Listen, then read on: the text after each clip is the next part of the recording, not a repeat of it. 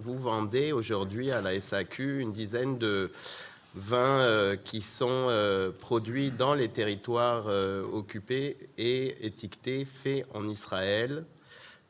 Est-ce que vous trouvez ça normal ? Comme vous le savez sans doute, l'étiquetage des produits est lié à des règles canadiennes. Donc on s'est rapproché de l'organisme qui gère ces règles de manière à s'assurer de comprendre quel était l'enlignement qui était donné au niveau du Canada. Il y a des consultations en cours.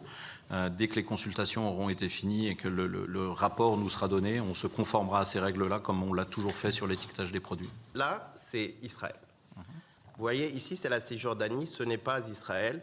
C'est là où il y a un mois, par exemple, Israël a annoncé 800 hectares de plus de colonies.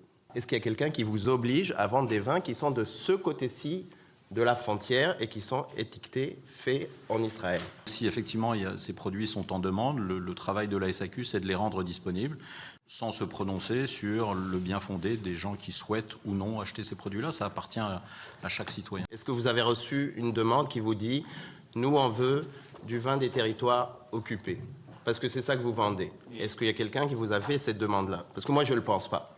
Et je pense qu'effectivement, il y a des besoins particuliers, y compris de minorités religieuses. Et vous savez comme moi qu'il y a toutes sortes de vins cachers qui ne viennent pas des territoires occupés. Il y a même des très très bons spiritueux québécois qui sont cachers, vous le savez comme moi. Donc ça ne peut pas être la question d'avoir des vins cachers. Est-ce qu'il y a quelqu'un qui vous oblige à vendre des vins? Parce que vous pourriez par précaution dire, vu qu'il n'y a personne qui me le demande, je vais les laisser de côté. Il y a quand même un génocide en cours à côté. Il y a des territoires qui ont été spoliés. Il y a 800 hectares.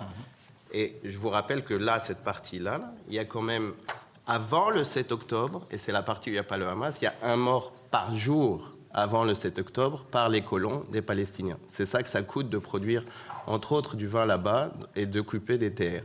Et je rappelle que l'autorité compétente, c'est l'Agence canadienne d'inspection des aliments, que la SAQ vend des produits qui sont étiquetés comme provenant d'Israël et que tant qu'on n'a pas indication de l'Agence canadienne d'inspection des aliments qu'on doit modifier nos procédures, on va continuer à servir ce qui est demandé.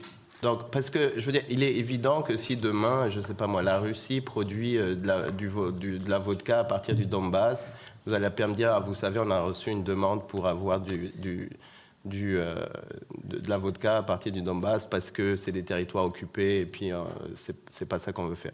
Personne ne vous oblige à vendre ces vins-là, à moins que vous soyez capable de me dire qui.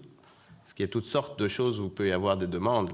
Là, il y a des demandes pour un espace qui n'appartient pas, qui est clairement contraire à toutes sortes de résolutions de l'ONU, y compris le Conseil de sécurité de l'ONU, je le rappelle, dans le Canada, a voté pour aussi en 2016.